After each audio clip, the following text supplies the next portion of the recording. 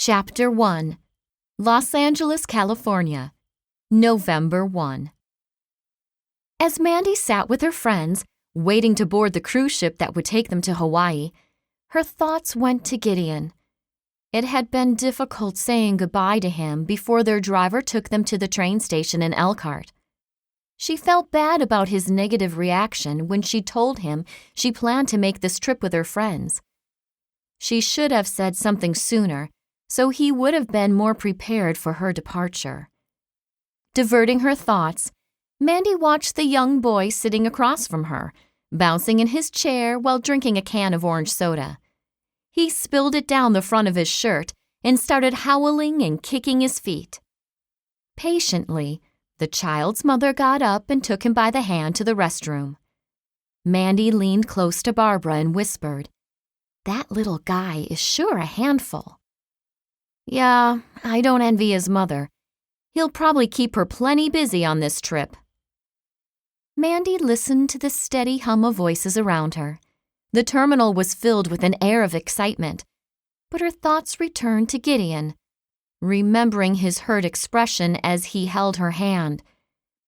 "I don't want you to go, Mandy, but if this is what you want, then you have my blessing and ought to follow your heart. I'll be here when you get back, and then we can talk about our future." Mandy didn't know if her future was with Gideon. They'd been courting over a year, and she'd suspected for some time he wanted to propose marriage. He'd no doubt held back, because she hadn't committed to joining the church. Since every couple planning to get married in an Amish community must first join the church, there was no point in him proposing until they both had been baptized and become church members. "I may feel ready when we return from this trip," she mused. "If I do, then I'll take classes to prepare for church membership." Ellen snapped her fingers, causing Mandy to jump. "Our number's been called. It's time to board the ship." On the cruise ship. This room is much smaller than I thought it would be, even if it is nicely decorated. It's not much bigger than the 2 tiny rooms we had on the train that brought us to California. Barbara's eyebrows rose as she made a sweeping gesture of the room they'd been assigned. "And how are the 4 of us supposed to sleep when there are only 2 beds?" Mandy shrugged. "Maybe someone made a mistake and gave us the wrong room." She couldn't imagine how these arrangements would work. Their travel agent had told them the room they'd booked would sleep 4, and it included 2 bunk beds. They'd either been misinformed or someone made an error. Perhaps 2 other people on the ship had been shown a room with 4 beds. They needed to get to the bottom of this before they unpacked their suitcases. "Look, there's one of the Pullman beds. The other one is up there, too." Sadie pointed to the ceiling above one of the small beds on the floor and then to the other. "Remember, our agent said it would be similar to a top bunk bed, except instead of being held up by posts extending from a bottom bunk, it's supported by brackets attached to a wall. It can be folded up into the ceiling when not in use to create more space in the room." "It's certainly folded up right now." Ellen raised her head, squinting her blue eyes. "How are we supposed to get the beds down from the ceiling?" "We won't have to worry about putting them up or down, because one of the ship's attendants will pull the beds down for us at night and raise them again each morning when our room is serviced." Sadie's tone was typical, so matter-of-fact. Mandy couldn't help grinning. Leave it to Sadie to know all the details. Even at home, whenever the 4 young women planned to do something together, Sadie made sure of the details. She was usually responsible for making all the arrangements, too. Last month, when the girls got together to do some sewing at Sadie's house, she'd made certain everything was laid out before they arrived. She had even provided them with needles, thread, and scissors. All Mandy, Ellen, and Barbara had to bring was the material they planned to cut and sew. Sadie prepared a casserole for their lunch that day. The smell of it warming in the oven had greeted them as soon as they'd entered the house. Barbara cleared her throat, bringing Mandy's thoughts to a halt. I hope I don't have to sleep in one of those upper bunks. I'd feel claustrophobic being so close to the ceiling.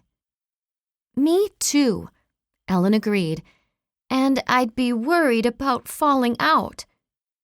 Mandy folded her arms.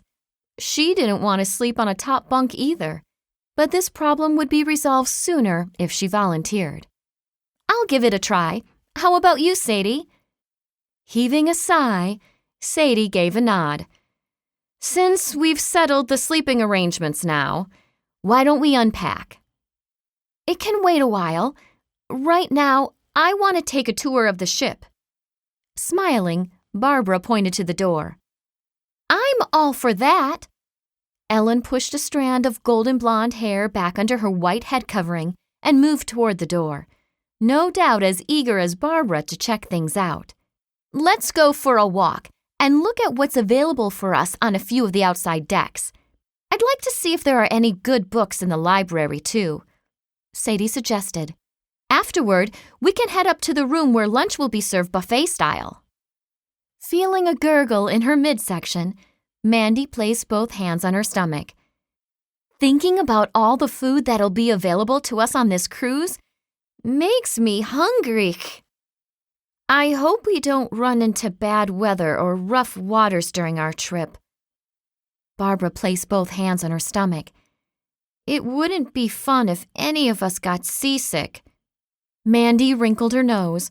I don't even want to think about getting grunk. How about this?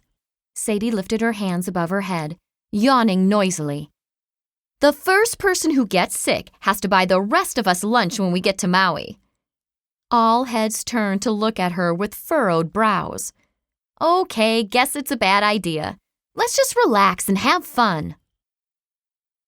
It took a while to find their way up to the room where they would be served dinner each evening, but with the help of one of the ship's attendants, they finally made it. Mandy was glad when she and her friends were seated at their table a few minutes before 6 p.m., which was when the meal was supposed to be served. They would sit at the same table for all their evening meals during the cruise. They'd also have the same waiters. I don't know about anyone else, but I'm not used to having a 4-course meal for supper. Ellen placed a linen napkin across her lap. Me neither. Mandy glanced at the fancy dishes, noticing the blue vine pattern on the rim and several pieces of silverware beside each plate. She hoped she wouldn't mess up and eat with the wrong utensil or accidentally drink from her neighbor's glass. That would be so embarrassing. I'm still full from all the food we had at lunch, Barbara groaned. Not sure I'll be able to eat all my dinner. Sadie tapped Barbara's arm in a motherly fashion. Eat what you can. I don't like to waste food. Sisin sin unishand. Ellen rolled her eyes. Wasting food is a shame, but I don't think it's a sin. Probably not. Barbara raised her slim shoulders in a brief shrug. I can only imagine what my mam might say if she were here right now and I didn't eat everything on my plate. Well, none of our mothers are here, so we should relax and enjoy ourselves. Sadie reached for the salt and pepper and sprinkled some on her salad. After they prayed silently and began to eat, introductions were made among those sitting closest to them. Since the same people would be seated at their table every evening, Mandy thought it was a good idea to get acquainted. Are the 4 of you nuns? The young Asian woman sitting on one side of Mandy asked. No, we are not, Sadie spoke up. We're Amish. Blinking rapidly, the woman tilted her head to one side. Amish? But I thought by the way you prayed and the plain clothes you wear. Mandy stifled a giggle as Sadie shared a brief history of the Amish and their way of dress. Nuns dress different than we do, she added. As the meal progressed, Mandy and her friends discussed what an adventure it was being on the ship and how eager they were to get to Hawaii. From what Mandy's cousin told her about the Big Island, which would be the last island they visited, each day would be filled with many things to see and do. Of course, With only one day spent on each of the islands, they'd have to pick and choose what sights to see. They could either sign up to go with one of the tour groups or strike out on their own.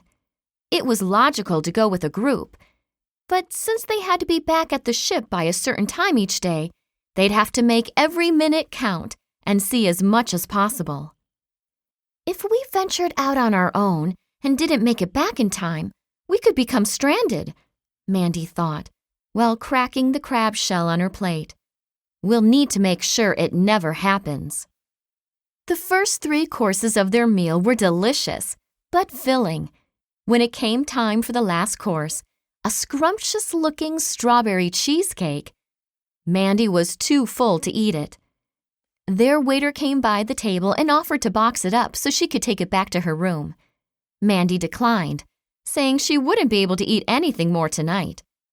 Between breakfast in the morning, a buffet lunch around noon, plus tomorrow's evening meal, she didn't think she'd have room to eat much else. Maybe I won't have a big lunch every day, she thought. Tomorrow, I may try some pizza or a hot dog at one of the snack areas I saw earlier today. For a while, I thought we weren't going to find our room, Ellen said as the 4 of them prepared for bed. This ship is so big, and with several dining rooms on board, it's easy to get lost. I know, Mandy sighed contentedly as she brushed her long hair. But it's worth getting lost to be able to say we were on this enormous boat. The dining room looked so nice. It's amazing how many details were put into the design of the ship's interior. Barbara sat on one of the twin beds, removed her hairpins, and placed her head covering on the nightstand next to her bed. Shall we play a game or sit and talk a while? Ellen asked. Sadie yawned. I don't know about the rest of you, but I'm mead and more than ready for bed. She glanced at one of the bunks overhead, which had been dropped down from the ceiling while they were out of their room. 2 ladders had also been set in place, making it possible to climb up to the beds. Mandy wasn't eager to sleep in either bunk. She'd had a terrible experience sleeping on one when she was younger and had ended up on the floor with a bruised tailbone. But at least the attached side rails on these bunks would keep her from falling out. Which bed do you want, Sadie? She asked. It doesn't matter to me. Why don't you choose? Mandy picked the bunk above Ellen's bed, and after telling her friends good night, she climbed the ladder and settled in. She didn't get up in the middle of the night most of the time anyway, so other than feeling cramped, she would manage. The mattress wasn't too bad, a little firmer than she'd like, but it would have to do. As tired as she was, she didn't even care. Curling up against her pillow, she closed her eyes and prayed for her family back home. She also prayed for Gideon and asked God to give her a sense of direction about whether she should join the Amish church or not. Before drifting off to sleep, Mandy prayed, Heavenly Father, please keep us safe on this journey, and may we return home with many wonderful memories to cherish for the rest of our lives.